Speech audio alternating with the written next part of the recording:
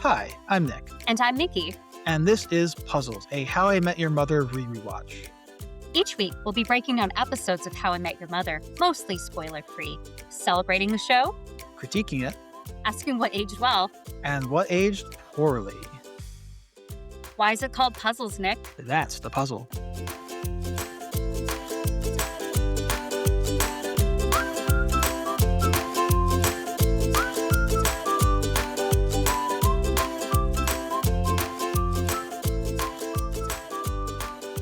This is episode 2. Wait for it or go for it. Hi, Nick. Hey, Mickey. How was your week? Weeks. Pretty good, aside from being sick and everything, but otherwise good. How are you? I'm good, but better than you, I guess. Between this last recording and this one we're doing tonight, it was a little longer than usual because, yeah, poor Nick. You had a cough and stuff, huh? Yep, not COVID, just a normal, nasty cold. Well, you sound good now. Yeah, everything's good here. Last weekend actually probably would have been bad to record for myself because I spent part of it huddled in the closet with my cat and my baby because Tennessee and its tornadoes. So Yep, don't want to end up in Oz. no, but big couple of weeks TV wise for me. We haven't really discussed the end of Severance too much yet. You know, what's sad is I haven't really thought about the end of Severance since it ended. It's just, I don't know, I just didn't hit me right, and I haven't been super psyched about it since. I don't know, how do you feel? I liked it a lot. It was season wise, it wasn't perfect. I think not that this is a Severance podcast, but I think the whole like reintegration thing didn't go as far as I wanted it to. But I actually thought it was a really solid season. I might be alone in that. It's not bad. I think the reason is, like, I came to it for the surreal office fun, and I did like the sci-fi drama, but we lost a lot of that first part in the season, so, well. Can't get everything. Have you watched any of the new season of Black Mirror? I just watched the first episode, that Callister one. That's what we started with. Not getting into spoiler territory, but there is a How I Met Your Mother actor in that. So I really enjoyed the sequel to the USS Callister. How about you? Yeah, it wasn't bad. It wasn't super depressing like a lot of Black Mirror episodes, but it still hit the, strong points of the first, 'cause it was a follow-up to a previous Black Mirror episode. Mhm. So, yeah, I enjoyed it. Yeah, we've watched, maybe, like, 3 of them at this point, so let me know which ones you end up watching. I had some strong reactions to some of them. Yeah, I can only really do, like, 1, maybe 2 Black Mirror episodes at a time. They're, 'cause the material is so heavy. So, Same. I probably have to be in the right mood to watch those. Yeah. Unfortunately, tonight, because we're recording this, I am missing the premiere of Last of Us, I thought about that. so I'll be watching it right after this, I'm sure. But, Well, then let's get into this so we can move you along uh, to your next show. I'm looking forward to that too, just definitely not as much, as you are, I can tell. yeah, I'm hoping to do a lot more of the, glimpses into the past of, like, how everything developed, because that was one of my favorite things about the first one. Mhm. Anyway, yeah, so today we are talking about episode 2, The Purple Giraffe, and episode 3, The Sweet Taste of Liberty. Nick is going to be presenting, episode 2, and I'm gonna be recapping episode 3. I actually had much stronger feelings about your episode than mine, so Yeah, we'll get into it, but I think I agree. There's a lot more to talk about in episode 2 here. so this might be a little top-heavy of a podcast. That's okay, though. So, yeah, let's get into it. Episode 2, Purple Giraffe, it aired on September 26th, 2005. The guest stars in this episode, I'm stretching guest star a little bit, but I wanted to make a note about Fantasy Girl, who we meet in the episode. Now, she hasn't done many things, but she was a model in Deal or No Deal. Apparently, she quit acting in 2009, but she was also a rodeo cowgirl in Nebraska when she was young. So I no idea what she's doing now, but it has an interesting past. Then there's actually, I didn't say her name. Lindsay Schoenweiss is the fantasy girl. Works with Carlos Girl as Beth Riesgraff. She's been in quite a few shows and movies, none of which I recognize, though she was in one long-running TNT series called Leverage. Have you heard of that, Mickey? No. So, coincidentally, that show also starred an actor from the Buffy spinoff Angel. Oh, Yeah, who? No, who? The evil lawyer Lindsay. I kind of remember her from Wolfram and Hart. Him, him. Oh, I guess I don't remember him. I Yeah, was the thinking, who was the one that was hooking up with Wesley? not That's who I was thinking. Kate. No, Kate's No. Crap, why can't I remember that? she's the cop. Lindsay and Oh, right. It was Lila. so yeah, and then also we have Carlos, who is played by John Bernthal, and he's actually been in many shows and movies, including 2 episodes of Unbreakable Kimmy Schmidt, but more notably, he was Shane in The Walking Dead. And he was in Punisher too. I didn't realize until the last I when we never watched watched that, it. so, couldn't tell you. But I will say I've only watched through, like, I think the 4th or 5th season of The Walking Dead, so basically he was in most of the Mhm. show that I know.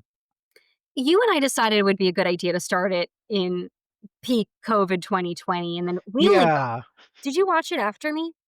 a little bit, but I didn't really keep up with it. Yeah, I realized there's just so much stuff, and it's too much to keep up with. It mhm. wasn't something I really wanted to stick through. Did you? No, not at all. The first few seasons were interesting, I thought, because it felt more like what really could happen if there was, like, how people would react and there was kinda, like, realistic danger, and so, yeah, let's get into this episode. We pick right up, back with the Robin story. Ted thinks he came on too strong, so now he's trying to play it cool and engineer opportunities to spend time with Robin without actually asking her out. Ted ends up holding 3 parties on the same weekend because Robin keeps being stuck at work. And Marshall is trying to prepare a paper for law school due Monday, but Lily is just horny the whole time, and the parties are getting in his way. But in the end, Ted and Robin have a talk and decide being friends is best, and Robin becomes a full member of the. Good recap. Thank you. So the first scene, of course, we get the kids on the couch and Elder Ted talking to them. Now, I want to talk about how they completely changed the look and feel of the kids' scenes. So in the pilot, yeah, so in the pilot, it's a kind of very professional, kind of bare bones, like home office type of thing. The kids are having these like conservative colors, and they're kind of like prim and proper, just like sitting up, listening to their dad talk. Now, in this episode and going forward, the background is full of these kids' art projects and like family photos. There's these colored throw pillows on the couch. It looks like it's more homey and lived in. It feels more like it's a warm environment. And they also have the kids dressed up in more casual clothes. Their feet are up. They seem like they have a more warm relationship with their father. And I think it makes a lot more sense that they would be putting up with him while telling this long story in this kind of setting. I wonder if that's I know sometimes when they film the pilot of a TV show, it'll be months before they film anything further because they film a pilot and they wait to see if it's going to get picked up. So this could have been months after the fact. Oh, sure, but, like, I mean, if they liked the first one, they could have just kept it. Yeah. So they made a conscious decision to change how they presented the kids and this environment going forward. And I think that was an interesting choice. Also, in the background, there's this box with a red, race car on it that's gonna become important later on in the show. Oh, I don't remember the race car. But we'll get to it. Or I can tell you offline. That's okay. I'll be surprised. Yeah, so this is what we get for the rest of the series because, of course, they had to film the kids before they age out of the role. I mentioned I like this a lot better because it seems like Ted has a warm relationship with his kids and explains why they humor him to listen to the whole story. Wait, so all the Mhm. scenes with the kids throughout the 9 seasons, were these all filmed at the front end? Yeah, they did a whole bunch of different reactions and things they could say, embarrassment, excitement, surprise, so they could do little tweaks. And that's why they often don't say anything. I had no idea. That's a really cool fact. Ted asks, where was I? The daughter asks, you were telling us how you met mom, and the son says in excruciating detail. So Elder Ted gives a quick recap, and I think it's nice that they found a way to integrate these plot reminders for the audience into the narration of the show. These, of course, were back in the olden days when you had to explicitly record episodes, or you'd have to wait for reruns or for the DVDs to be released. Mhm. Now, kids, DVDs are these shiny metallic discs that allowed us to own, yes, actually own, copies of our favorite shows and movies. So Son says, so then what happened? Ted says, nothing. I mean, I'd made a complete fool of myself. So a week went by and I decided not to call her. All right, so we go to McLaren's. Ted and Marshall are walking in discussing this decision to, play it cool and not talk to Robin.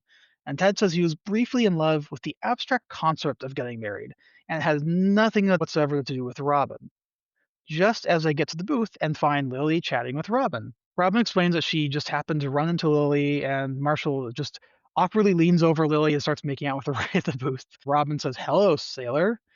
Ted explains that they had just gotten engaged, and still making out, Lily wiggles her ring at Robin. Robin excuses herself to go to work, then gives Ted a little smile and says it was nice to see him. And Ted is down bad again, saying he's in love with her, just as Barney walks up with a fistful of beer mugs.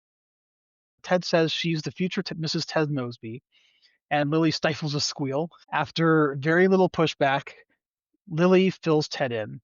And again, I love these rapid cut in flashbacks that the show is doing, and it's continuing that from the first episode. Robin says, "Ted's something else." So Ted reacts, "I'm going to spin that as good. Lots of guys are something. I'm something else." Robin says, "He comes on a little strong." Ted says, "But that's part of my charm," which Lily repeats in the past. And Robin agrees, but she's not ready to be that serious. And Robin says, "This stays just between us, right?" Lily enthusiastically promises to keep it secret. And then we cut back to the present, and she sheepishly says, "Oops." Lily, we're gonna find, cannot keep a secret to save her life. Not at all. Not at all. Do we know this about Lily Well, yet? I don't remember if she did anything I like think I think it was started, yeah, in the first episode. I'm pretty sure. I think there's at least one secret she's able to keep, but we'll find out more about that happening later. Oh, I know what you're talking about. Yes. So Ted says, "Okay, I'll be casual. I'll be a mushroom cloud of casual."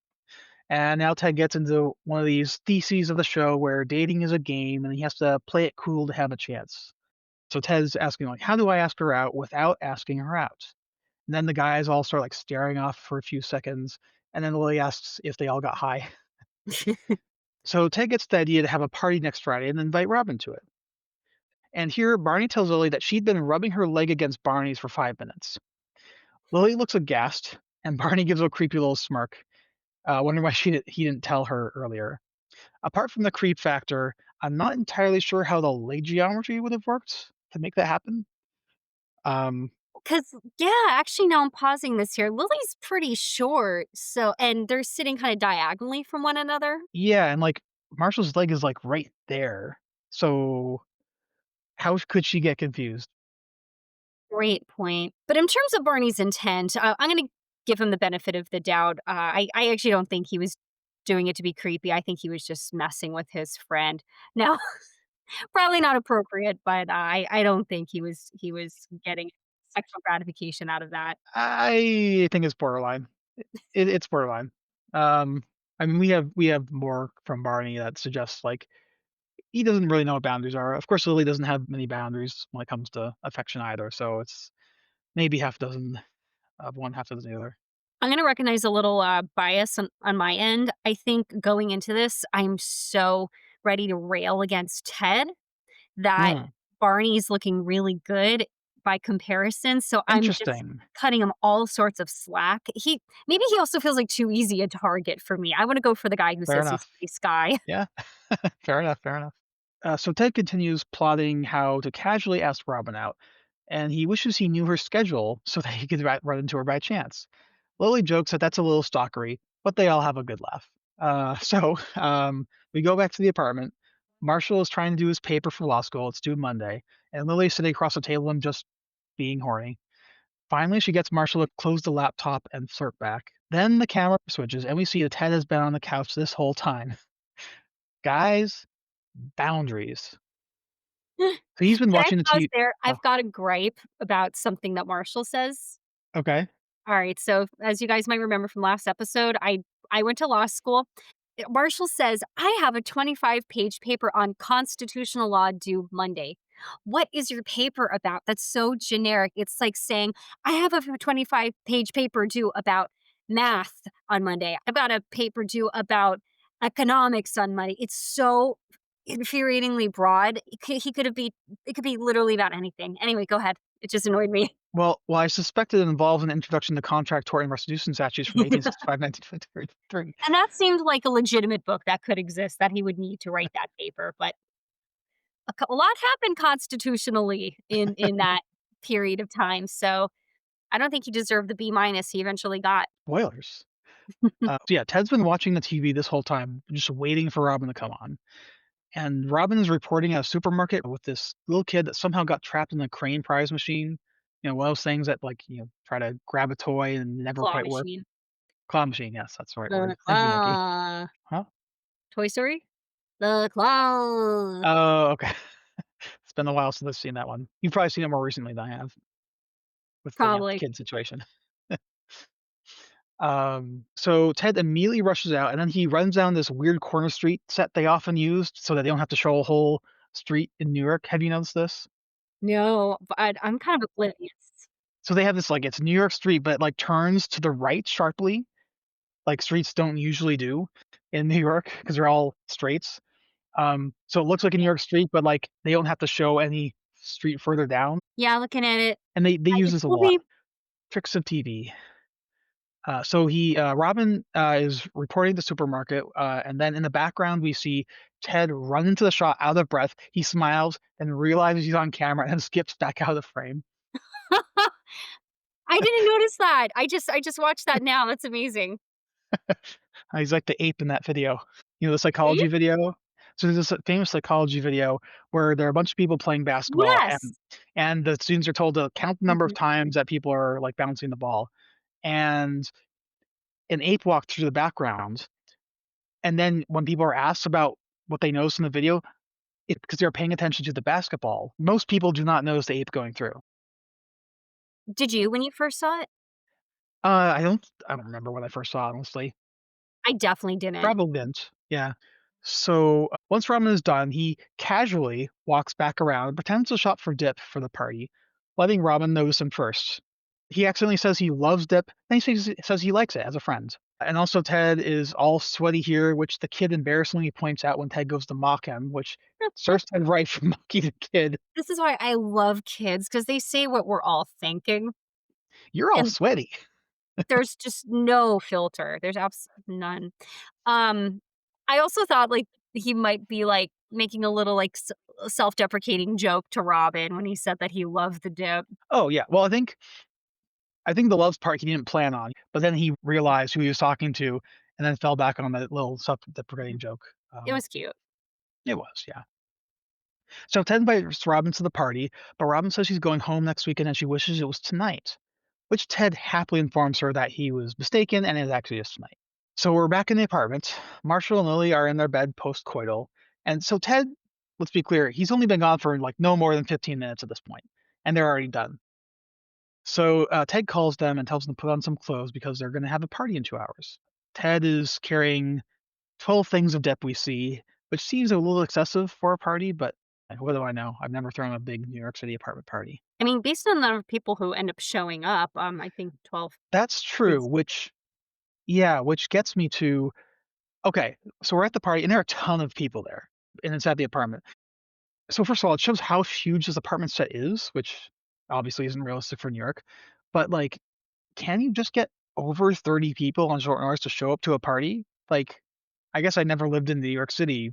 Was that just a thing that people could do? well, that yeah, that really befuddled me too, where 'cause what was it, 2 hours that he had to throw this whole thing together? Where did they find all these people that had nothing to do and dropped all of their plans to go to Ted and Marshall and Lily's apartment? I mean, I guess to be fair, it seemed like they cast a wide net given how few people they actually knew at the party. So yeah, Maybe who that's knows? how, yeah. Maybe the people at Barney's work and Ted's work. Yeah, who knows?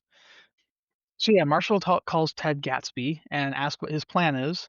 With him talking the lines everyone is mouthing, we actually see kind of what he is planning. So Ted's plan is to be chatting up a beautiful woman, or as he puts it, a foxy young thing, showing off his architecture tools in the most snooty way possible when Robin walks in. He'll say hi casually and go back to the other woman, and then an hour later, he'd find Robin and invite her up to the roof. The roof, Lily and Marshall exclaim. The roof, Ted thinks, would seal the deal. They all think the moon, stars, and skyline would make it very romantic. And of course, Lily and Marshall both had sex up there. Of course. Now, Barney proposes an adjustment to Ted's plan, where he should just hook up with a beautiful woman who isn't Robin instead. Then Ted in the vision talks back to Barney, saying it isn't the plan. Barney insists, saying, "Look at her, Ted. Look at her. She's smoking." And then the woman turns to the camera and emphatically says, "Thank you." So Barney makes up a statistic about how every party has a woman who doesn't know anyone you know, making that person ideal for a hookup you never see again. Ted rejects this, and then Barney turns into the giant dork he is, which Lily points out, and pretends he's in a submarine looking through a periscope making beeping noises. Target acquired. Barney tries to play Have You Met Ted with the woman he identified and confirms that she doesn't know Ted, Lily, or Marshall. But she says she works with Carlos, as if everyone should know who that is, but they don't. Ted still says no, then Barney invites her up to the roof himself. Ted objects because he wants to take Robin up there, but Barney says Robin's not showing up. Ted is sure Robin will eventually show up. Cut to the next morning. Ted, Lily, and Marshall are on the couch. Ted is despondent, and Robin did not show up. But then Robin calls, and Ted has to let it ring though, and then uses the wrong name on the phone to play it cool. Robin apologizes that she was stuck at work. She says she wishes the party was tonight. And it does seem like she genuinely does wish it was tonight. Like there definitely seems to be something there from Robin. Like it's not like Ted is like pursuing her and she's not at all interested. So Ted then says they're doing a 2-day party. Sure, why not? Marshall is pissed. Ted runs off to buy more dip, and Marshall, eventually resigned, asks for French onion. Lily, however, is still horny though, so Marshall agrees, but it has to be super quick and no cuddling after. And Lily doesn't care. She's so excited and leaves Marshall into the room. Now we're at the party again, party number 2. Barney tells Ted the roof worked really well last night and talks about how he's glad he never see the woman again. And then it turns out she's right behind him. She calls Barney sweetie and pulls him away to get a drink.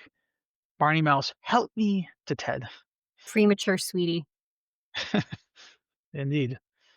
Uh, Lily tries to drag Marshall up to the roof, and Ted tries to stop them, saying the roof was reserved. Lily looks very disappointed. But then Ted gets distracted. Barney thanks Ted, realized that all Barney had to do was say, "I love you," to get rid of the girl. That was funny. Then Ted, no longer distracted, turns around and sees Marshall is back on the fire escape going up to the roof. And then Marshall just crouches down, gives Ted a pitying smile, and says, "Sorry, Ted," and continues on. I And mean, it's again, the least that Ted can do. He is being such a bad roommate. There's so many problematic absolutely, things that he's done this episode that I know we're gonna get into, but bad, that's bad true. roommate. Although I do have one point, which is why isn't Marshall writing this exam during the daytime? He has a whole weekend that he's not doing anything, or not this paper.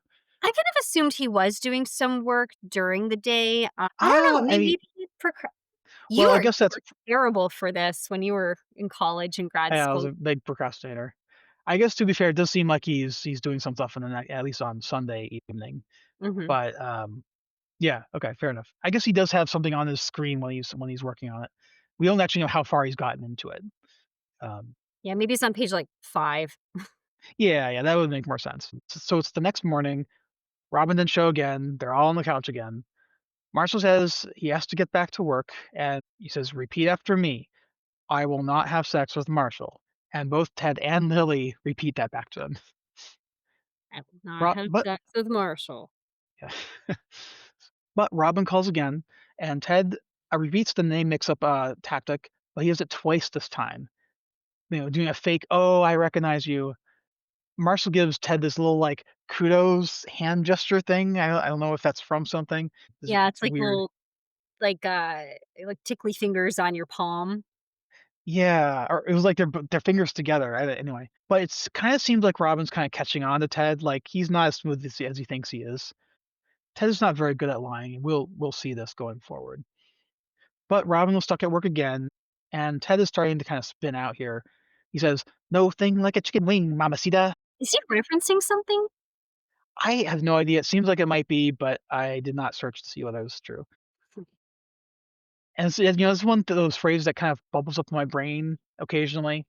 Um, so then he puts the phone to his chest to say, "Who am I?" to his friends. Robin oddly asks about whether his 2-day party could become a 3-day party. And he says, "Yes, it's the party trifecta." Marshall is pissed, but they don't dwell on it. We cut immediately to party 3, which is pretty sad looking. There are very few people there. There's like a couple of side conversations or someone just sitting alone. Marshall is at the end of his rope. He's clearly been working instead of partying. Lily tries to get him in the mood, but he needs his blood up here, pointing to his head. He's looking for one of his law books. Turns out that Works with Carlos girl is there, and she's apologetic, saying it's weird that they invited both of us. Barney is upset at this point because he never wanted to see this girl again, but she keeps showing up, and of course he's being a little mean here. Let's not give him too much credit. So he doesn't know who invited her, and she says Carlos was right about you. And he says, "Who is Carlos?" Then Marshall finds his book on the coffee table with beard Mm. spilled all over it. And what was the name of that big old book? An introduction to contract tort and restitution statutes from 1865 to 1923. Marshall breaks. He's flipping out at Ted. And now, before going on, as a former law student, Mickey, what are your thoughts on this? You're working on an essay. You find one of your law books has beer spilled all over it. Is his reaction sensible? Yes.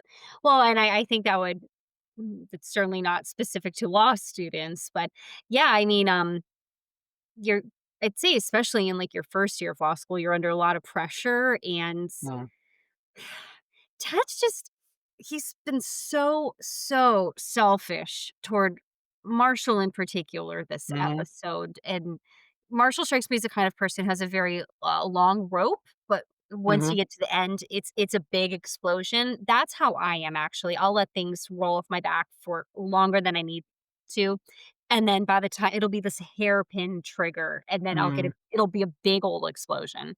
Yeah, I'm kinda like that too. Yeah, Probably not the healthiest thing for us, but I definitely I'm on Marshall's side here. yeah. Well, that's what therapists are for, to figure that out. Um, so Marshall calls Ted out for his crazy effort to get Robin there and saying she's never gonna come, and then turns out she's actually there, just in the kitchen talking to Lily. Marshall's face goes pale, he drops the book on the floor, and he just takes Lily to the bedroom. And of course, Lily gives a little smile as she does this because she knows she's getting what she wants. Why are they having sex right now? I know he wants to leave the Why? room, but Why not? It's a good excuse to ask Annie to not be there. because it's so I feel I'd be cringing so hard. I think he's like, I can't be here. I'm going to be somewhere else and doing something my wife wants to do, or fiance. They're not married yet. Future wife. Um, as so, this also leads me to wonder. Okay, there are so few people in this apartment right now. How is it possible for multiple people to show up at the party that other people at the party don't know are there? Like, It's how did only Barbie show up without supernatural. Marshall figuring out? How did Works Carlos girl show up without Barney knowing about it? It makes no I you just have to suspend your disbelief, I guess. Yeah, that's true. Minor things. So Robin confronts Ted, and Ted flails, saying it was so that he could introduce her to. And while he's saying this, Barney notices what Ted's doing, and like a good wingman move, he just shoves this guy over to Ted, and Ted says, "This guy," who turns out is Carlos. They go, like, "Oh." It's not actually clear they know Carlos. They just know that that is Carlos. Would have been nice to know, like, if they did have a connection to Carlos and they just didn't know who he was or something like that. Yeah, Yeah. they don't clarify that. So we fade the commercial, then we come back and the party's still going for some reason. The gang are at the drafting table watching Robin and Carlos get close on the couch. Lily tries to talk sense into Ted that Robin just isn't the one, he should move on. And Barney observes that the one is going up to the roof with Carlos. Marshall asks what Ted's gonna do, and Ted helplessly says that's the game, that's how it's played, and he just has to play the game.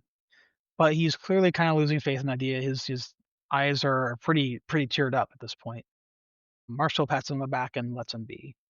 But then Ted thinks about the kid playing a claw machine, which we show in a montage, mixed in with his scenes from his first date with Robin, and he decides to go up to the roof and ask Carlos to excuse them. So Ted comes clean with Robin, and I actually think this is a great scene between the two of them. Robin isn't mad about it. She confirms to him that there's something there, but they just aren't looking for the same things. She doesn't know if she ever wants to get married. She doesn't want to have to someday break his heart.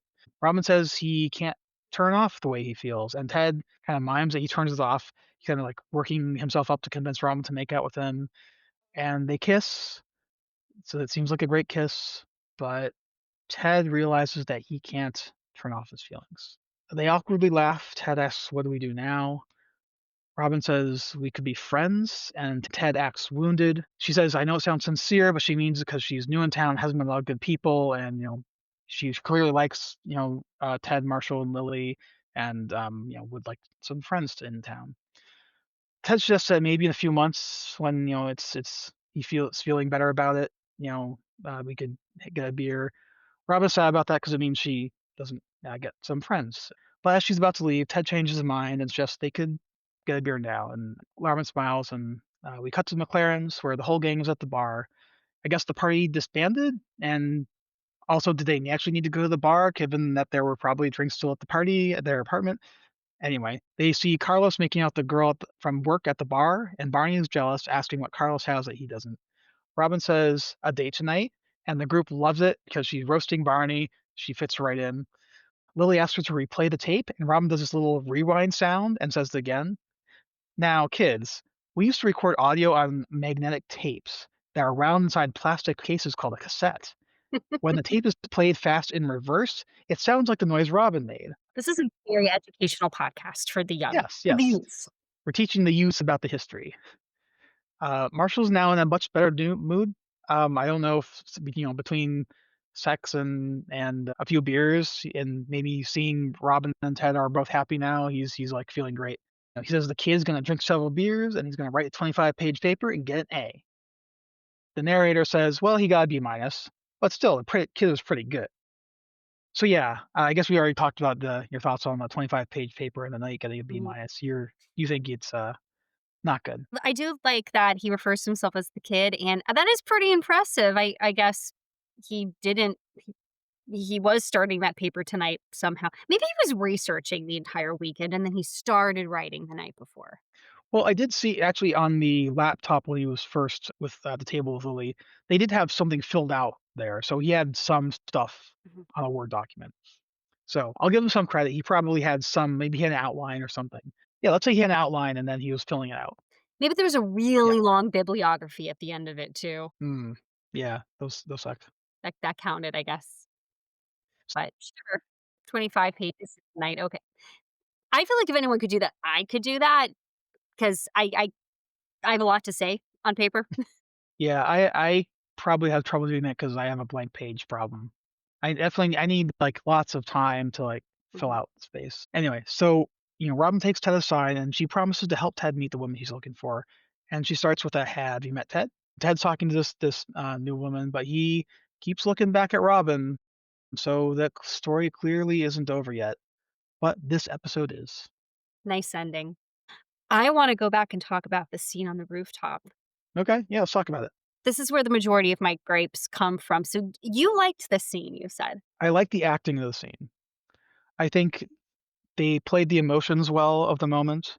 They were both open and honest with each other, or trying to be, even if at first Ted was lying to himself to get the kiss Robin. But um, I think it was a well written scene. So we talked about the characters, whether the characters are doing good or not. But I think as a dramatic element in the show, I think it worked very well in kind of moving their story to a new phase. And I think it was done.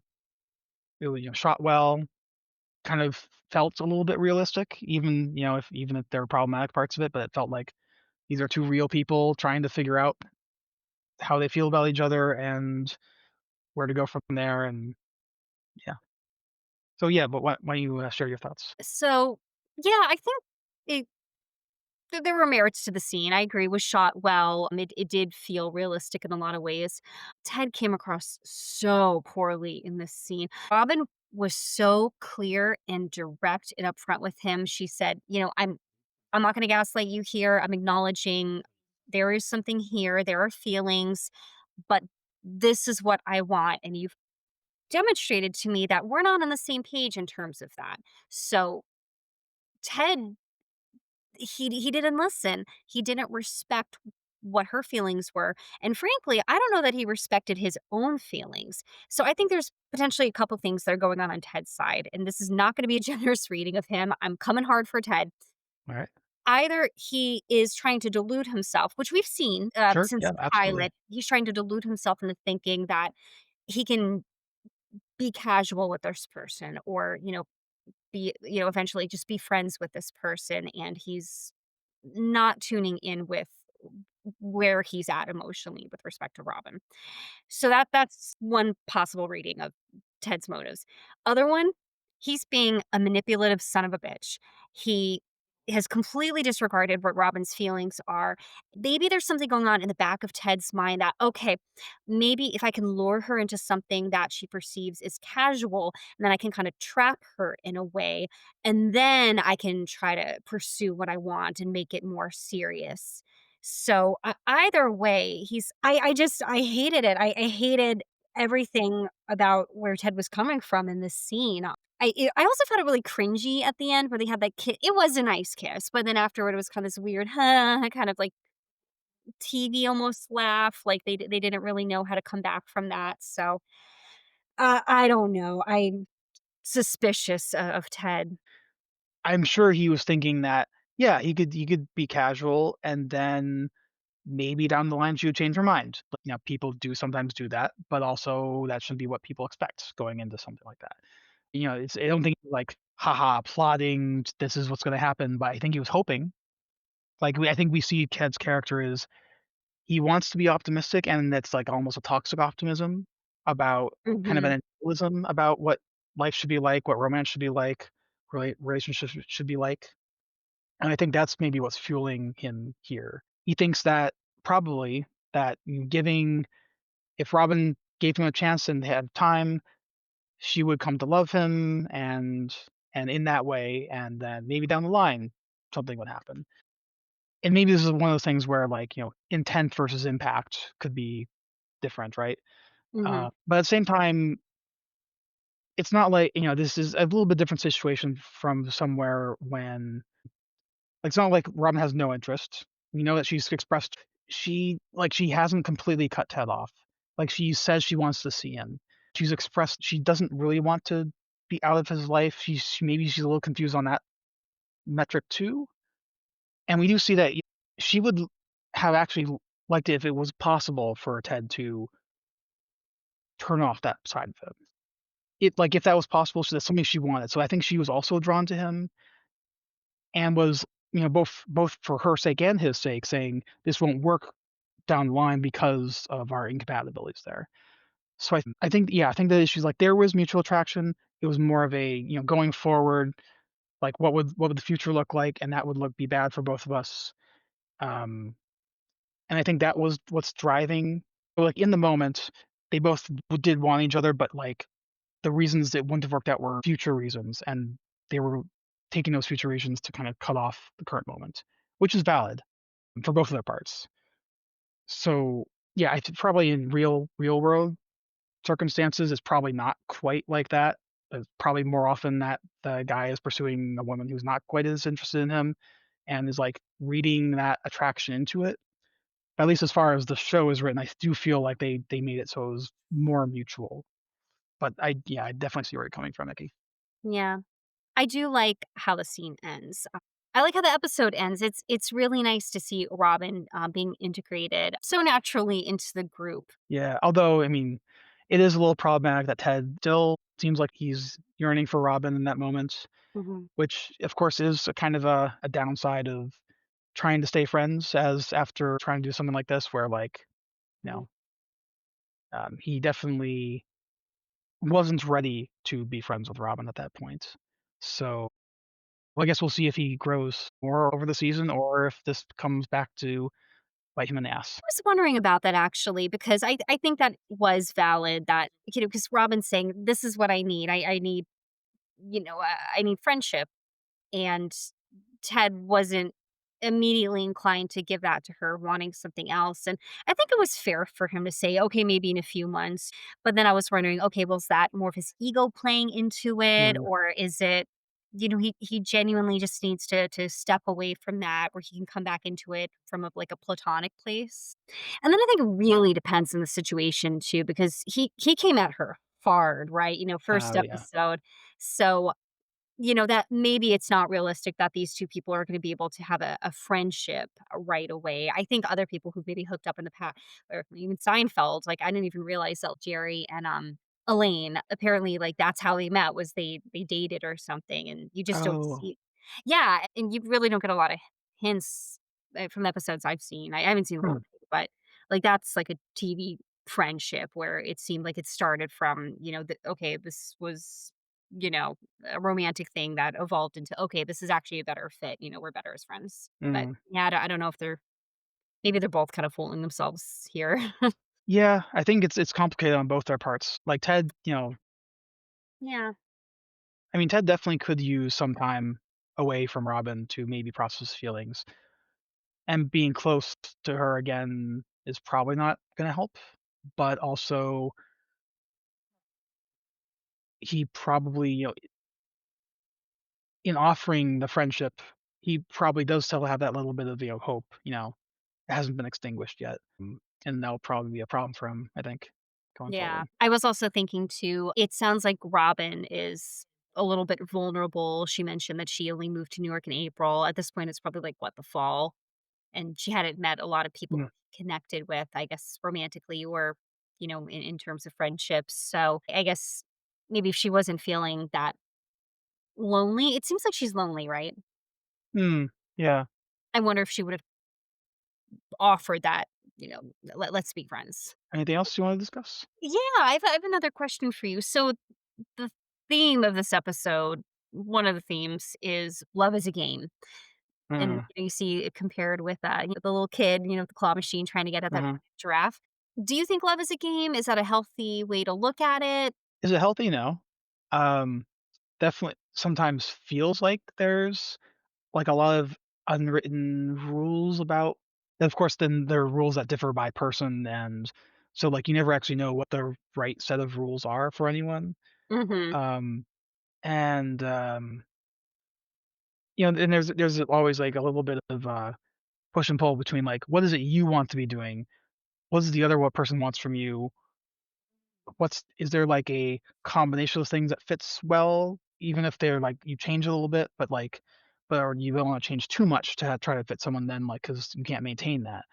So I think like, dating as a game was definitely more prominent back in the 2000s, 2010s, I think. I Mhm. feel like for some reason I haven't heard that in the ether as much. But yeah, I also kinda wonder how, dating apps have, like, kinda changed that, because this is like these people were dating before dating apps, and dating apps have, you could even say, have, like, made it more like a game because now you're swiping on a phone and, like, kind of, like, accumulating points in terms of matches, and then you have to, like, figure out what message to send that are gonna, catch someone's interest and not, like, lose the interest before you can meet up. Do you have the exact right photos, and, like, do you have the right text? But you still don't know what kinds of things will catch attention and what won't catch attention.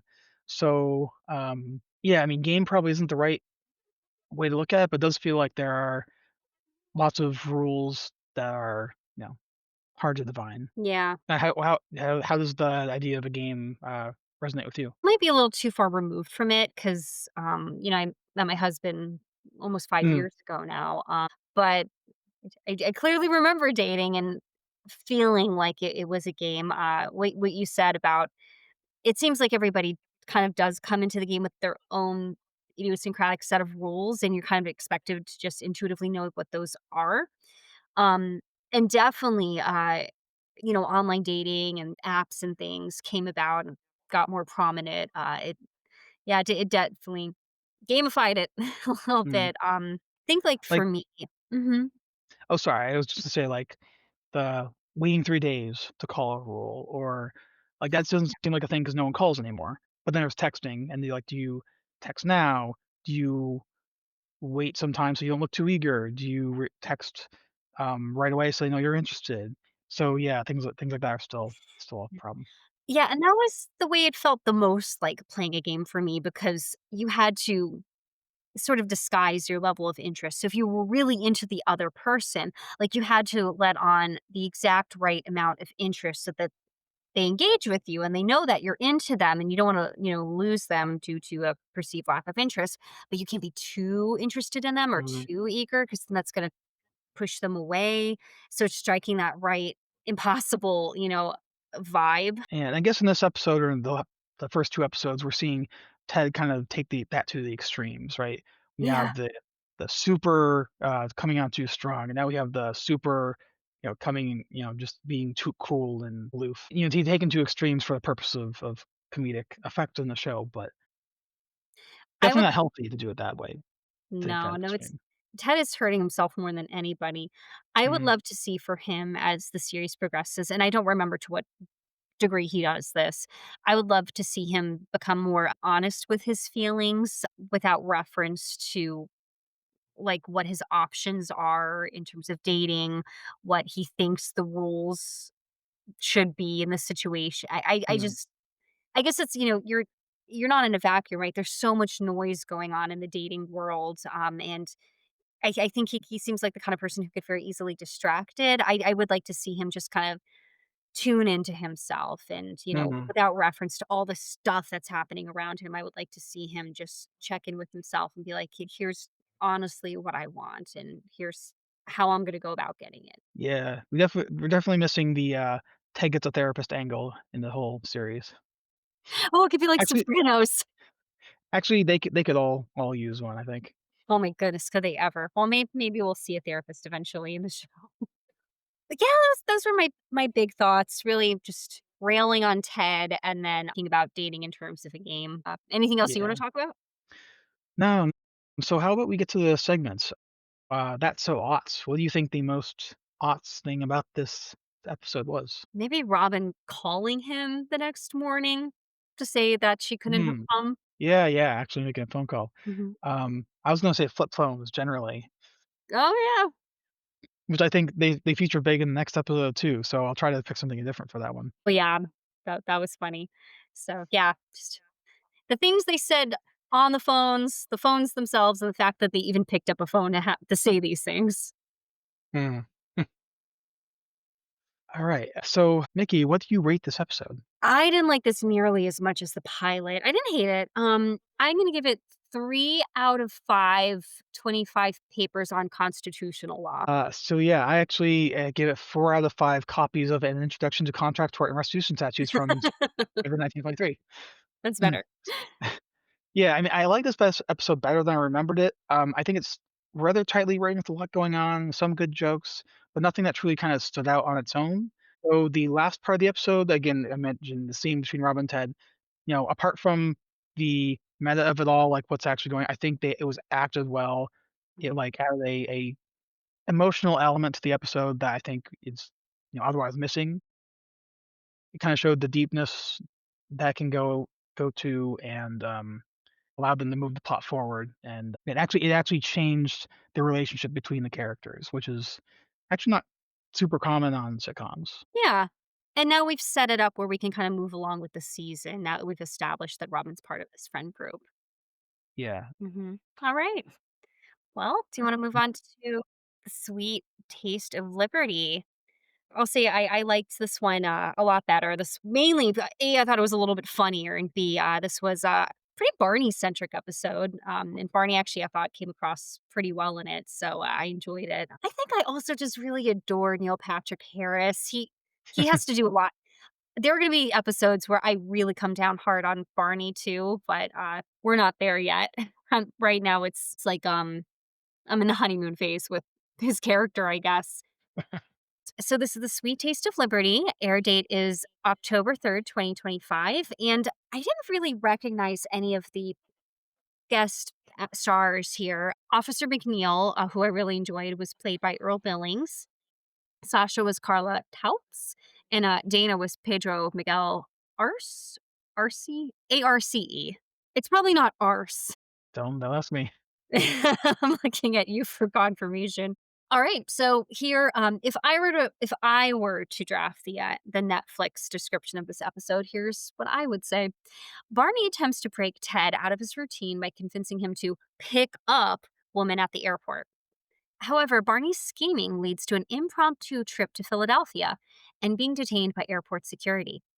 Meanwhile, during Lily and Robin's first girls' night out, Lily gets jealous of the attention that Robin is receiving from men at the bar. After Marshall's plans to tag along with Ted and Barney are dashed, he finds that he really is the jealous type. So, Act One, as always, we start out with the kids on the couch. Ted was mentioning that he really wanted to go to the bar that night, and his daughter comes in with some hard sass and saying, you just spent an awful lot of time hanging out at this bar. Older Ted explained, that's just what we did at that point. And I really liked they had this photo montage, and what I liked about it, these were clearly the types of photos that would have been taken in 2005 on a little dinky camera. They're overexposed. Robin has red eye in one of them. It was really nostalgic for me. Yeah, I was gonna point out the red eye too. That doesn't happen with the phone cameras anymore, does it? No, I guess I have blue eyes, so I think people with blue eyes are a little more susceptible to that. So I had red eye in all my photos until I think smartphones came out. Hmm. But good point. I don't think I've seen red eye in a long time. Maybe it's because we don't use flash as much anymore because the cameras can deal with it without. Yeah, it's pretty rare that I turn my flash on my phone. But anyway, so we're back in 2005, and you see Marshall walking in between Ted and Lily down those famous New York sidewalks you mentioned, Nick. And Ted's on his flip phone, and Lily's on her flip phone, and they're having separate conversations. Presumably, Ted's having a conversation with Barney, and Lily's having a conversation with thing we're eventually led to believe it's Robin. And Marshall's just kind of in the middle of these two, which was actually kind of interesting foreshadowing because you kind of see that Marshall's is in between the A and the B storylines for this Hmm. episode. He's kind of just at least with respect to Ted and Barney storyline, I think he's feeling a little bit excluded from it, and he's definitely feeling a little excluded by these two conversations. But Barney and Ted are arguing. Barney and Ted are arguing because Ted wants to go to McLaren's. Barney doesn't want to go to the same old place again. And you hear Ted saying, "I had no idea why I hung out with Barney." And this is, of course, going to come back later on in the episode. Why does he hang out with Barney? And they're bickering and doing hand gestures over the phone, which obviously don't translate. Ted says, "Okay, Barney, every time you say we're gonna have this much fun," and he has his hands high up in the air, it ends up being this much fun. It's down a little lower.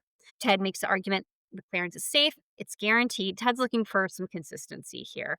He's not taking any big swings. But Barney shows up in a cab and he says, "Get in the cab." Marshall is immediately excused by Barney. He is not required to go on this field trip because according to Barney, he is getting laid. Ted is not. So Ted has to go. Barney tells Ted, "Ted, you're in a rut. I'm going to bust your rut." And Ted says, I like routine. And I think Barney makes a good argument here. He says, "Okay, RUT, what does he say exactly? Rut scene. The Routine, first part of rut. routine."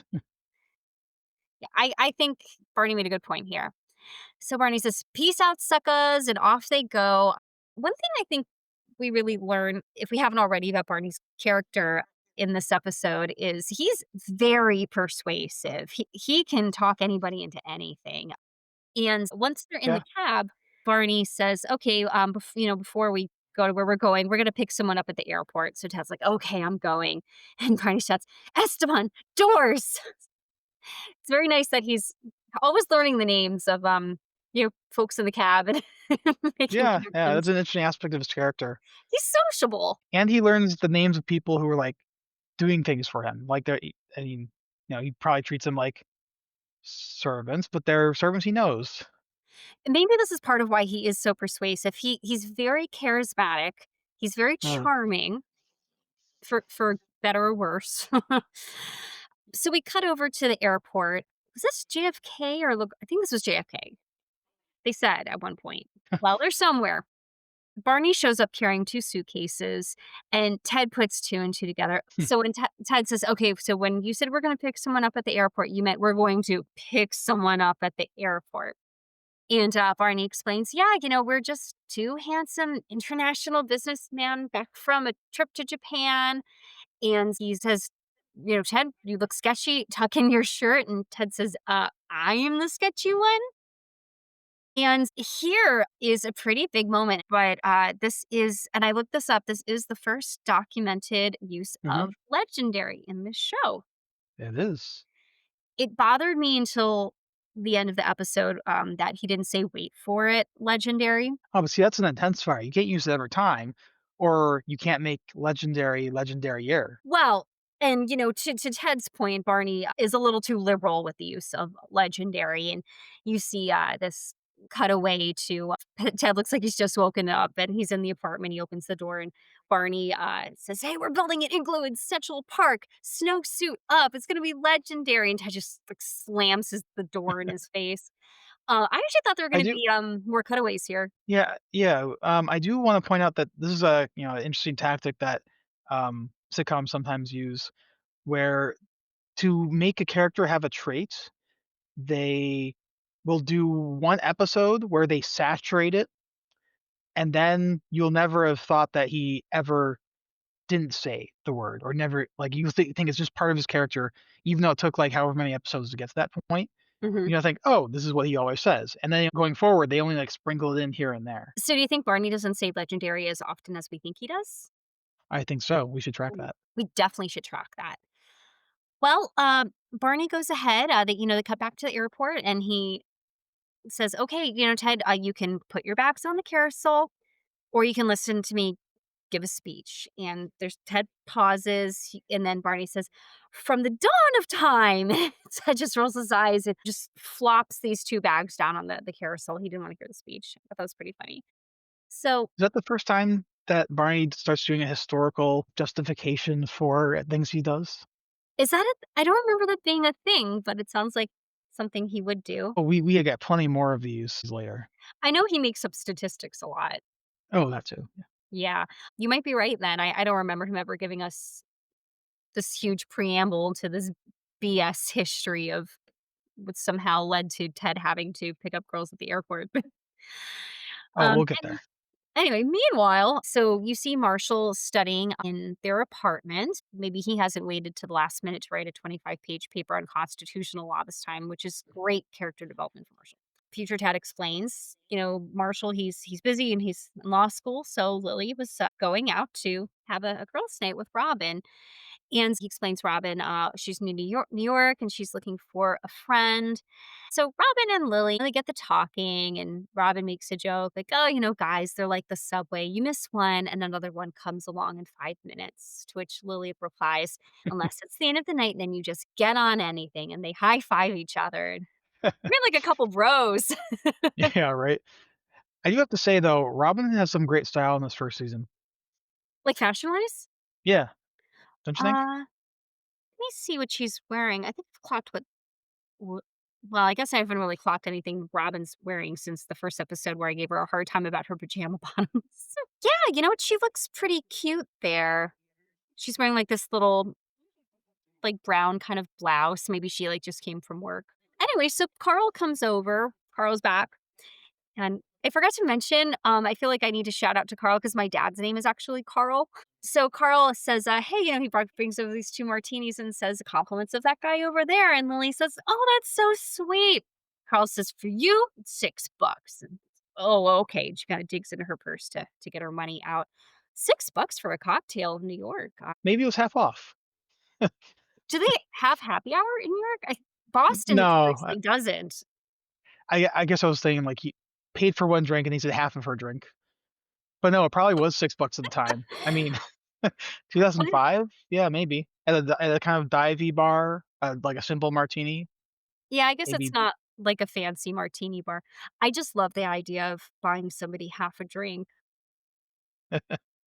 Maybe that's what he was going for. Lily decides that this is because she's engaged, and that's why this guy isn't also hitting on her. But then swoops in front of Lily, very rudely blocking her, and just starts talking to Robin. So we're back at the airport with Ted and Barney. Ted's been unsuccessfully hitting on this poor girl who's just reading a magazine. He's talking about Japan or something. And Barney comes up and says, "Okay, cute girls are not from Buffalo." So far we know, according to Barney, He doesn't find women from Bangladesh or Buffalo attractive. Yeah, so going back to Ted for a moment, Yeah. he just says, "Japan." He is Japan. so uncool in trying to hit on anyone, which I can relate to, but, like, I know I'm not, so I don't try. I was also gonna say, that's when I find Ted actually the most endearing, that's when he's being his authentic self, and he's being such a little dork, and I love it. That's when he's cute. I would be receptive to that kind of, pickup line, if you wanna call it that. So Mickey, when you're at the airport and you're at the baggage claim and some guy comes up to you and says, "I'm an international businessman. I was just in Japan. Where are you from?" You would think that was okay. Well, if he said it like the way Ted did, I would probably, like, laugh 'cause maybe it's because if a guy is kinda makes a little bit of a fool of himself when he's hitting on me, A, it makes me think, Hmm, "Oh, I must be so disarmingly attractive that he can't even get a full sentence out," or B, at the very least, I find him less threatening, hmm. so Yeah, maybe sure. I don't know, I'm psychoanalyzing myself. Interesting. So Ted, in classic Ted form, wants to develop kind of a backstory for himself. Barney's more to the point. He just says, "Ted, you great big klutzy guy, you," and he basically just like throws him over these like two women's like little what are those called, the little luggage trolleys. Hmm. So he goes flying, and the women are shocked and kind of laugh and ask, like, "Oh my God, are you okay?" And the brunette woman says, "Okay, well, you were shaky on the landing, but I give you 9.2." And Ted kind of pops up with his hands in the air like a gymnast, Hmm. popping back up after falling on their butt, I guess. The brunette woman says her name is Laura. Did we forget the blonde woman's name? I don't know. Well, I'm going to I call didn't her her track it. blonde friend. Are you looking it up? No. Okay, I'm not going to. They say that, we're going to Philly, and Barney says, "Oh, well, that's where we're headed." What coincidence, right? I'm gonna stop. You know what? I'm gonna lay a little something at Barney's door here. This is terrifying psycho I'm throwing this word psycho around a lot. This is very That's creepy to very me. unwoke of you. It's not woke of me at all. It's also not woke to decide that he's gonna get on a plane and follow these 2 hot girls to Philly. Absolutely not. And Ted seems to agree because, Barney says, "Tickets are on me," and he runs off to, I guess, buy these tickets, and Ted starts, like, shouting at him, "Don't you get on that escalator," and then clearly Barney has, because then you hear him say, "And that subsequent escalator." Meanwhile, Marshall's studying the apartment, and I absolutely adore this about Marshall's character. He sings about everything he does. That kind of becomes a joke in an episode later, but, I kinda do the same thing, or at least I sing, and yeah, he's so sweet. I love him to pieces. Marshall answers the phone, still singing. He's, like, kinda griping about, having to study. He says, "Being a lawyer had better Better be be awesome." awesome. It's not. Oh, do you remember that song "Don't Be a Lawyer" from Crazy Ex-Girlfriend? I don't remember the specific song. Oh, it's so funny. The music video is great too. You should go watch it. Hmm, It hit I will. very close to home. So anyway, Marshall, he answers the phone, still singing, and it's Ted and Barney. They cut back and forth between Marshall in the apartment and Ted and Barney on the plane, and they're encouraging, Marshall to come meet up with them in Philly. And then Marshall, Barney says something like, "Oh, I sent you a picture or a text about this." And Marshall looks down at his flip phone, and you see Barney's taking, I guess, a selfie of himself, kind of like, like po- Fi pointing at Fingers at his, his eyes. yeah, like pointing fingers at his eyes, and then like, "I'm looking at you, Marshall." The photo was actually pretty good quality for a flip phone. Maybe a little exaggerated, yeah, I don't think you're that good. Yeah, I don't think that actual phone is what took that picture, but it was funny. So anyway, they're even Ted seems a little more on board now, and Barney says, "Okay, we're gonna have 35,000 feet of fun," and starts. He loves to lecture Ted about how to live, and he says, "Ted, you have been living your whole life in a seatbelt, and it is time to unclick." And Barney unclicks his seatbelt, and he goes to get up, and immediately this flight attendant comes over and shuts him down and tells him he needs to sit down, and Barney just backs off right away. Did you notice the woman sitting to Barney's right on the plane? I did not. Yeah, she's got these glasses and this awesome short red haircut, and her face acting's great. It's not overdone, but she just looks so like, how did I get seated next to this weirdo? I enjoyed her. Like, so he throws the thumb up, and it's, like, almost in her face, and he's like, You see, she's kind of like almost like leaning up against the wall. "Mhm." Oh, so anyway, this is their flight. So we're back in McLaren's, and Lily and Robin are talking about Lily growing up in a Park Slope. Now we learn later Lily, or maybe we already know this. Lily did grow up in New York City. I'm not really familiar with New York City that well, so I don't know where Mhm. Park Slope is. I don't know if you've ever heard of it, Nick. Nope. I mean, I've heard of it, but I have no idea where it is. Well, all of a sudden, this guy in a beanie pops into their conversation, says, Park Slope, okay. And then looks at Robin and says, well, where are you from? Heaven?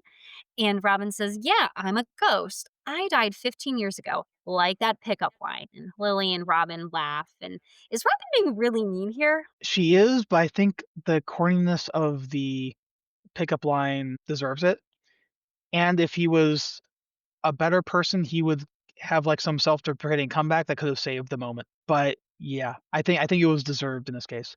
By the way, Park Slope is, in Brooklyn, I believe. Oh, okay. Yeah, And near that's where, Prospect Park.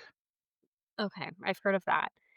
And I think actually in the first episode, we learned that Robin lives in Brooklyn. Sure, and I I, think in the, official podcast, we talk about how the distances really never make sense in the show, and, like, Robin's going way out of her way to hang out with these people, but wait, because McLaren's and the apart, is that all in Manhattan? Where is this? I think so? Yeah, it's gotta be.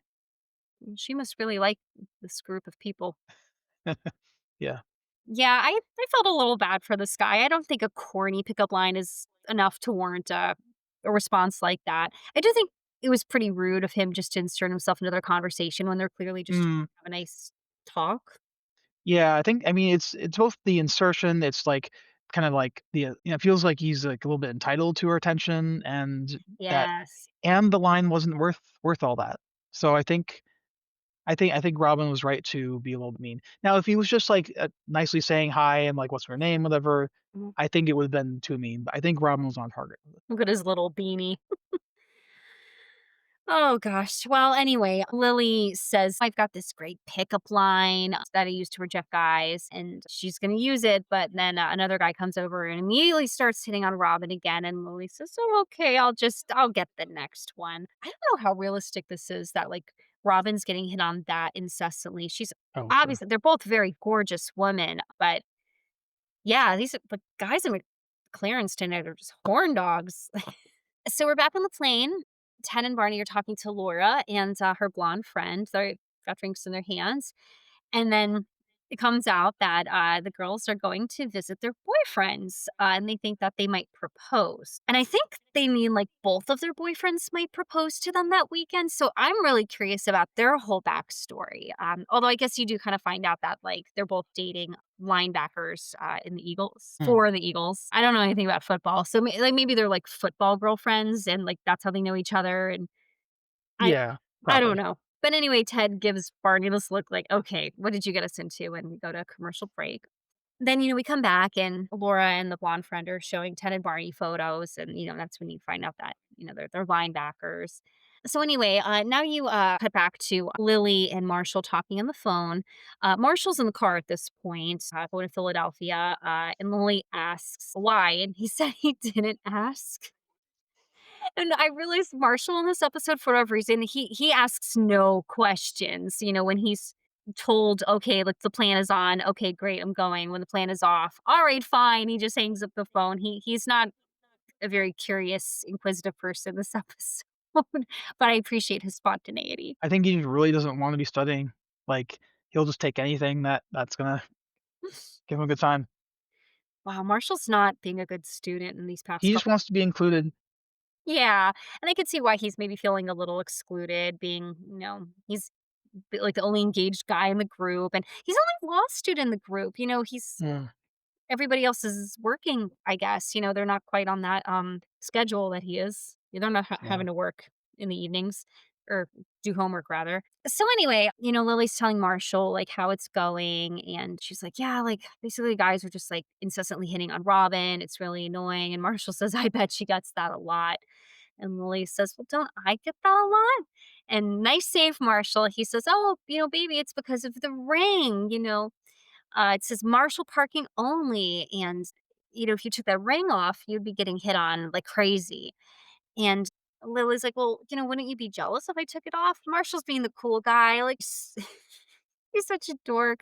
It's like he starts talking like almost like in an old-timey way, and he's like, "Oh, if some guy tries to mess with, I'll suck him in the kisser." And I don't know what's happening. But Lily hangs up and then she takes the ring off and Robin's coming back over, I guess from the bathroom or something, and Lily starts really like obviously like gesticulating with the ring or with the hand, like where she just took off the ring, I guess trying to flag down some guy's attention.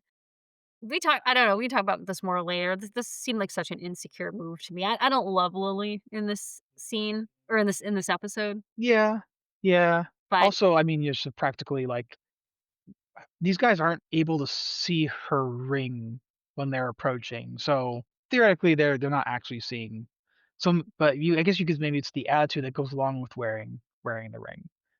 Like maybe she's putting off yeah. a less approachable air, whereas Robin is more approachable because she is single, and so she's acting more Mhm. available too.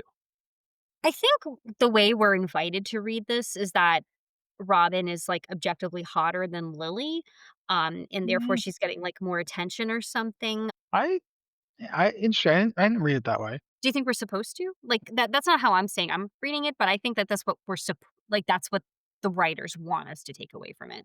Oh, I didn't get that at all. Hmm. What do you Um, think you were doing? hmm. I mean, it's interesting. Maybe it is. I mean, I guess I would say like it's not really about the ring. Like Lily is happily engaged. She's maybe she's out of practice. Like she's only been with Marshall for Mhm. years. So I think like she probably isn't like dressed in the right way to like attract people the way I don't that Robin is or something. I think she's gonna play out into the world just aren't. It's not about really about the ring. It's just Yeah. she's not like saying her whole presence isn't saying I'm available and want guys to come up to Yeah, me. like, with the body language and stuff. Yeah. Yeah, I guess yeah. I didn't think we were supposed to take away that like the writers were saying Lily wasn't attractive. That I don't know. That I guess it seems weird to me that that would be something that they would deliberately put into the show. So I guess I understand why you said like Marshall was saving there because um I was just thinking that like he was just earnestly believed. No, it's because you're wearing the ring. They know you're married, so they're not gonna have that on you. Yeah. Um, I that's think fair. Lily thinks that guys think that Robin is hotter than her, and that's part Hmm. of where her insecurity is coming from. Sure. Okay. And yeah, I do think, and she comes out and confides in Robin about this later that, she really doesn't have a lot of dating experience. Her and Marshall have been together forever. So I think she understandably is a little curious. If I were single, would I be getting the same type of attention? Hmm. Yeah, that's fair. Mm. But anyway, so Marshall, he's still in the car, he's driving, and then Ted and Barney call again. And Ted tells Marshall not to come. Marshall, no questions asked. Okay, hangs up the phone. He's a terrible lawyer right now. Just no follow up. So he hangs up the phone. Barney still wants to go to Philly, but before they can really get into too much of a disagreement about this, security shows up, boards the plane, and asks Ted and Barney to keep their hands where they can see them. Ted says he's going to kill Barney, and Barney says, "Don't say that in front of airport security." So then we begin this series of really amazing scenes where I've titled this Ted and Barney Shakedown. Barney's just gold here. I love him so much during this, what do we call it, interrogation. He says, "This is an outrage. We are international businessmen on a very important international business trip, and I demand you release us immediately." And I guess Ted must be putting out this really like panicked, anxious energy. He's Mhm. no, no, no, no, we don't have any demands. No, he doesn't. And, you know, as ridiculous as Barney's being, the cops are really zeroing in on Ted and saying, like, sir, you got to remain calm. So Ted backs down right away. And then the cop says, "We've got footage of you placing bags." JFK, it was JFK. "We've got footage of you guys placing bags on the carousel at JFK. And you purchase tickets with cash at the last minute." And then it cuts over to this guy in a SWAT uniform scanning the bags. The area's been cleared off with tape. You just At that point, I was asking myself, "Oh my goodness, what does Barney put in these bags?" Ted says, "Okay, look, this is a big misunderstanding. Barney's doubling down on his alibi. We are international businessmen. My colleague left his bags accidentally. Please let us go before we miss our international business meeting." He loves that word international. And then the cop notes that Ted's shirt is untucked, so that wouldn't be consistent with, I guess, what an international businessman would wear. So at this point, I started questioning. It seems a little unrealistic to me that airports, now this is airport security, right? This isn't like the FBI or something. Uh, Let's well, look I at the think uniform. it's police for the airport. This Okay. is airport police, I did not buy for one generically. I did not buy for one single minute that they would have that either at JFK or in Philadelphia, they would have picked up on the fact that these two randos put empty bags in the carousel and bought tickets with cash last minute until they explain what happens in the next scene. But Yeah. here's why I don't believe it. I cannot tell you the number of times I've accidentally flown with like pepper spray in my purse. I always get busted for things like, a water bottle or something, but I've truly lost count of the number of times I've had like an actual weapon in my purse that I forgot to take out that like TSA's never caught. Say it's different from the normal security, I think. To me, the idea that these two guys would be picked up by security was hilarious until they showed the most amazing montage. And the cop says, over the last, we've got all this footage of Barney over the last few months. And then you see, Barney placing luggage on the carousel and kinda smelling his breath and walking away. And then you see Barney placing, what on earth did he put on the carousel? I Might have been can't a figure out. ski bag? Ski It looked like a bazooka. well, I think, like, long things, I think either skis I think sometimes, like it's probably skis or something like that. Like, you get skis in the poles. Just, like, the shape of that bag alone would put them on my radar, but, yeah, maybe it is just something innocuous like skis or something.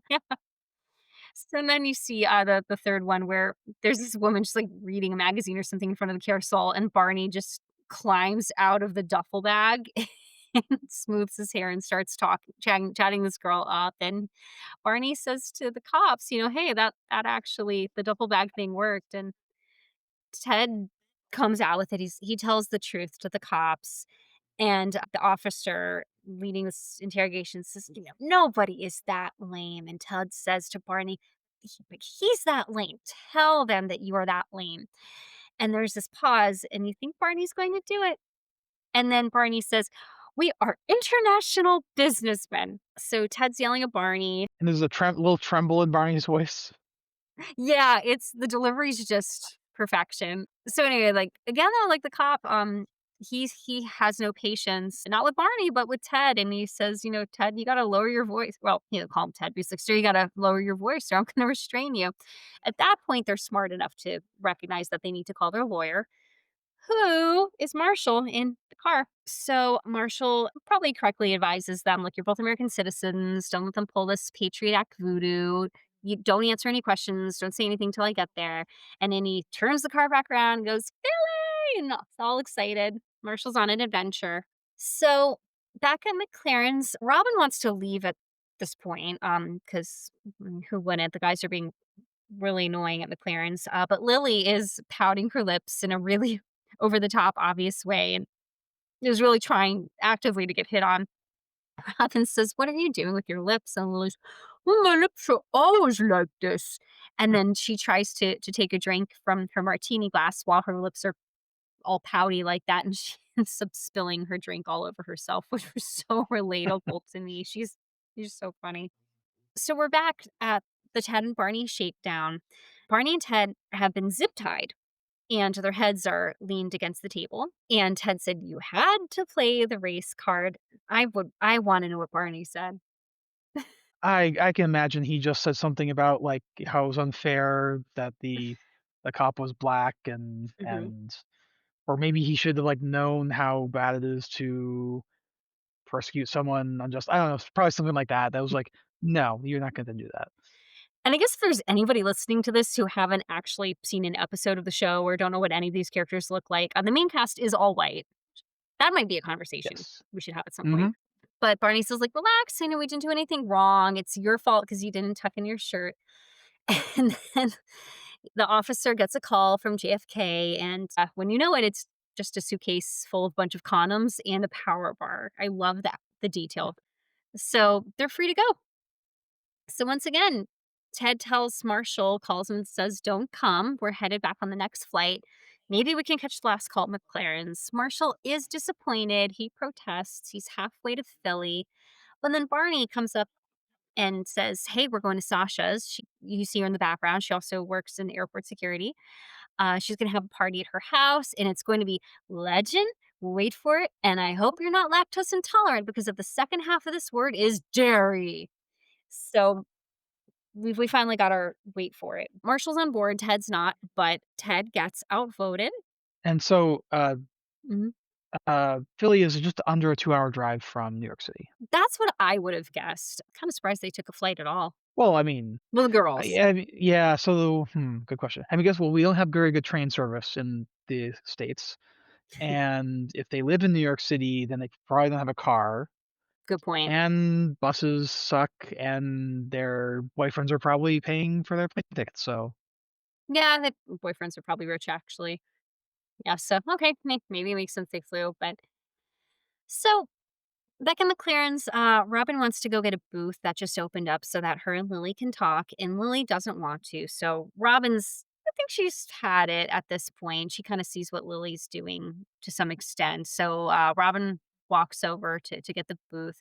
Lily's being super rude to Robin. I think I get yeah, maybe she why is. she's feeling insecure, but this is so obnoxious. This is when, you're going out with friends and you wanna have fun as a group, and then, one of them goes off to, like again, it depends. If it's, like, somebody I Uh, see all the time, but if it's, like, someone coming to visit me or something and you don't get to see them that often, or if it's, like, very deliberately, like, this is a girls' night or this is a friend thing, uh, and then you lose somebody who wants to go, like, hook up, that's yeah. in bad form, I think. And this is their first friend date. Yeah.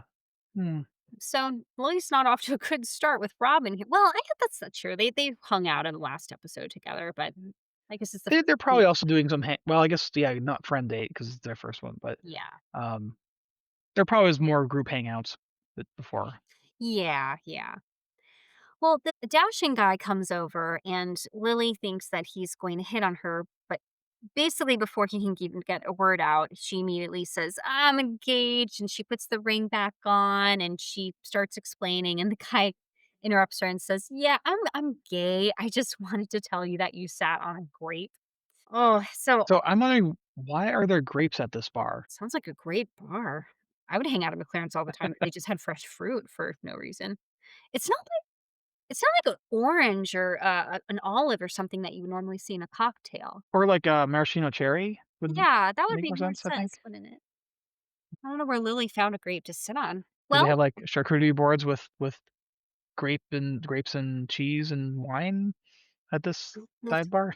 keep out keep an eye out for a charcuterie board. I would Huh. love that. There's nothing I like better. Well, anyway, so Lily's upset. She takes the ring back off. I don't know why.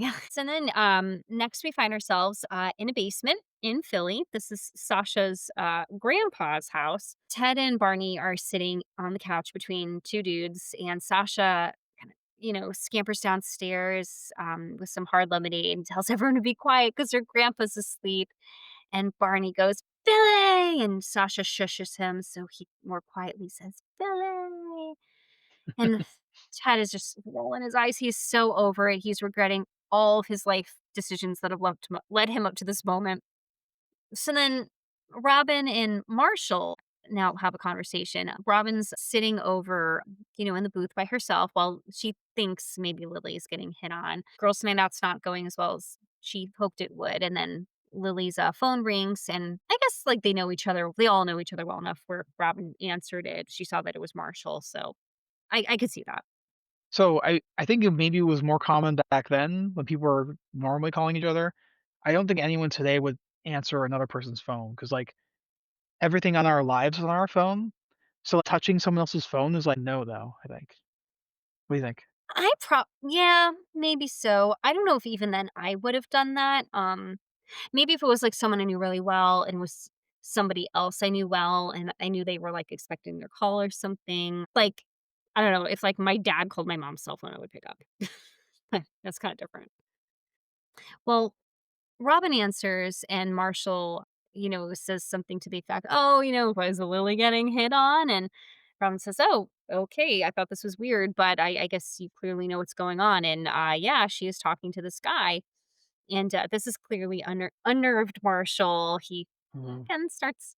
I mean, this is like a nervous tick with him. He starts singing to himself about relationships being built on mutual trust. And then his voice cracks at the end. Yeah, like he's about to cry for Marshall. So back at the basement, we learned that Dana, one of Sasha's friends, the guy I believe on Barney's sitting to his left, works security at the Liberty Bell. And Barney wants to know if, he's touched it. Dana apparently has touched the Liberty Bell. He's stuck his head inside of it. Nick, have you ever been to the Liberty Bell? I have, yeah, Me too. long ago. When did you go? Uh, Something like 10th grade. So was it like a class trip? It was I did the summer global young leaders conference thing, and it was in DC, then through Philly, then New York City. That sounds cool. Barney wants to know if Dana has ever licked the bell, and Dana very seriously says, "I've never licked the Liberty Bell." And Barney surmises, I bet nobody ever has, and wouldn't that be legendary if we were the first ones to do it? And Ted calls it. He's out of there. He apologizes to Sasha for walking in on her grandpa in the bathroom. So Ted at this point is basically out. Back in McLaren's, Robin's pretty put out here, and she confronts Lily about it. She said, "Hey, I thought tonight was about us hanging out, and I think the guy is gay who's you've been talking to." And this is where they have an honest conversation. This is where I start liking the scene. Lily says, "Okay, I know." And she just admits how she was feeling. She says, "Look, I haven't been single since college. I just wanted to see if I could still catch a fish. And all I managed to catch was one gay dolphin." And Robin, I think very correctly and very kindly points out to Lily, all these girls here are looking for what you already have, Marshall. Mm. So Lily says, "Okay, it's why don't we go have an actual conversation somewhere? Let's get some coffee." And Robin counters and says, "Okay, let's if it's cheesecake, then yes, I'm on board." So that made me happy. I thought that was actually the way they communicated with one another and worked through that.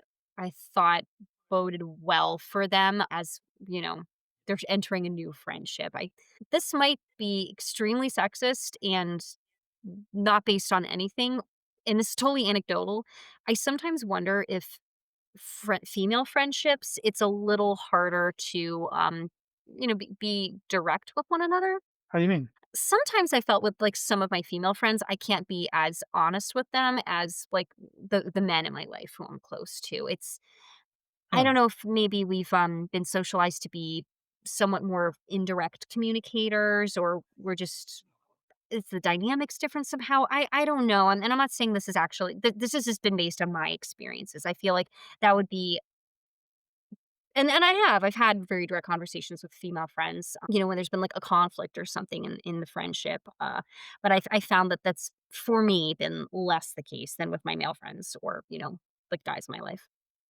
Interesting. So there is this, at least, trope, about, like, in relationship area heterosexual, relationships where, a dynamic where if a guy tries to be, like, direct in with his partner, the Mhm. partner sometimes, reacts insecurely or turns into, like, being hurt by the directness, and so it becomes about, like, comforting them for the Mhm. thing that the guy said. So there's at least this trope up there that the guy being direct and the woman not appreciating the directness and reacting negatively to that is like, um, yeah. So I find it interesting that you've kind of seen that in platonic relationships. I guess 'cause I don't know how true that is, but like, um, yes. Yeah. Regardless, I think this is healthy. I really like this for Robin and Lily. It makes me feel good about where they're going, and I'm excited to Hmm. see how their friendship progresses throughout the series. So then the guy, the gay dolphin, comes in. Um, what a gentleman! He went out and he got some club soda, and he goes to wipe the grape off of Lily's butt. Marshall comes in at just the wrong moment and gets all up in this guy's face and starts threatening him. And then he turns to Lily and begs her, "Please, baby, never take that ring off again."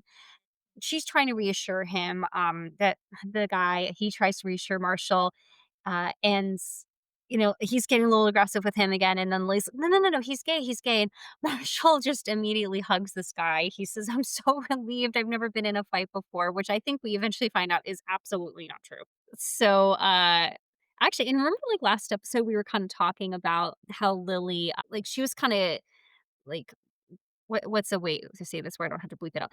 She was like, shitting all over Ted and Marshall for not being like aggressive enough. Mhm. She was calling them like, I forgot what she like to see she called Pansy, I them think, pansies. something like that. So I kind of wonder like if this turned Lily on based on how we know she's like I think we decided that she might have this expectation of Marshall in terms of, Mhm. she wants him to be like maybe a little aggressive. So the fact that he got aggressive, I wonder if she enjoyed that. So you hear the narrator say, "Well, okay, turns out Marshall really was the jealous type, but unfortunately, so was that guy's boyfriend." And then you see the boyfriend show up and kind of grab Marshall off screen, and everyone's trying to intervene. So we're back at, with Ted and Barney. They're in another cab. They are not speaking. And Ted just wants to go to the airport. Kind of give him a hard time. He's making like bomb Liberty Bell noises. And Ted finally, he said, "Why do I hang out with you? I just wanted a regular night." And Barney launches into one of his inspirational, persuasive speeches about our forefathers, the pursuit of happiness, and you just got to grab life by the crack and lick it. And then the taxi driver, whose name apparently is Leonard, says, "That was beautiful, man." Ted tells Barney, "You don't need to teach me how to live." And Barney says, "You are my best friend. You do not have to tell me that I'm your best friend, but the way I see it, we're in this together." It's interesting. I kind of wonder why Barney wants them to be best friends. Mm. I don't really have any theories about that yet. Ted reluctantly agrees once again. And then Barney's, "All right, well, great, because I've already rerouted the cab and we're here." And Ted, to the life of him, can't figure out how Barney has done this. But then you cut to Ted telling some woman at McLaren's like the story of this night, and he said like, "We went and we licked the bell and it tasted like freedom, really tasted like pennies." And then you get like this nice kind of synopsis at the end, I think, where Ted says, "Okay, you know what? Like I kind of figured out why I do hang out with Barney. It's because you don't always get where you thought you were going to go, but you always get a good story out of it." I loved that. I really do think everybody needs a Barney in their life. It's easy, I think, and it's safe to fall into routine. I think you need that person to push you outside your comfort zone. I like having those Mm. people in my life. I like being that for people. I think that's where you get those stories, those experiences, and I think there's just a lot of value in it. So, then you cut last scene back to the kids on the couch, and the daughter wants to know, "Okay, so that woman you were talking to at the bar, was that mom?" And no, no, it wasn't. So the kids sigh. And Ted says every story in a man's life is like a dot in an impressionist painting. Yeah. It's almost like the beginning of one of Barney's speeches where the kids are like, "We just gotta cut to the chase. This isn't a mom, is it?" So that's it. Do you have any lingering thoughts or things you want to discuss about the episode? Yeah, I'm good. How about you? Not really. I think I covered everything, and I didn't really have anything for segments either. There wasn't really, other than maybe the lady sitting next to Barney on the plane, I didn't really have an outstanding background actor I wanted to Well, mention. yeah, well, I think that's a good catch. Yeah, I feel like it's not gonna be every episode, but if we do catch something like that, we should call Yeah. it out here. I didn't see a lot of Um, great aught stuff. so I think either the red eye in the photo or the picking people up at the airport. Do people not pick people up at the airport anymore? No, I mean, I think like Lyft and Uber are so ubiquitous now that even people who would normally wait to be picked up, they would just take one of those instead. Oh, I would still pick up someone. I would pick you up at the airport. Okay, but I probably wouldn't ask. I don't Oh, know. I feel like it's an old thing. I didn't realize that was an old thing. I I mean, don't know. yeah, Maybe it's you not. don't Maybe need to, I but guess I don't. I guess I don't fly that much. yeah. Okay, well, those are good ones then for that's so aughts. The red eye for sure. The red eye for Mhm. sure. Mhm. Definitely. Do you wanna rate it? Yeah. So I give it 3 out of 5 licks of the Liberty Bell. 3 out of 5. I'm going to give it, oh goodness, you stole mine, sort of. I was just gonna say Liberty Bell. I'll give it 4 out of 5 grapes. Butt grapes. Butt grapes, 4 out of 5 butt grapes. Um, I thought, it was funny. I thought that it was exciting to see, like, the catchphrase come out. Obviously, it was Oh. legendary. It was a good Barney episode. Not a lot happened, I guess, compared to, like, to your point with the last episode, it actually propels the plot forward a little bit, and this like, if you took this episode out, I don't think anything would have happened. You could have lived without this, Yeah. but it was still enjoyable. Yeah, that's why I think 3 is, a solid but not a standout episode in any particular way. Yeah. Like, if it was a 2 or 1, that's me, like, start, like, actively, like, hating it, where 3 is, like, middle of the road, quality watch. I enjoy my time with it, but I'm waiting for the next one. Can we do, like, 3.5, 4.5? We gonna allow that? I guess, but, if you feel like you absolutely need to. I think it'll more precisely define how I feel about episodes. I would actually give Okay. this I wouldn't give it as low as a 3, but I do think 4 is a little high, so I would give it a 3.5. Yeah, so our next, episode, we're gonna be looking at, Return of the Shirt and Okay, Awesome. Return to Shirt is how I learned what Krav Maga is. Oh, really? Yep, never heard of it before then. That's gonna be a funny one.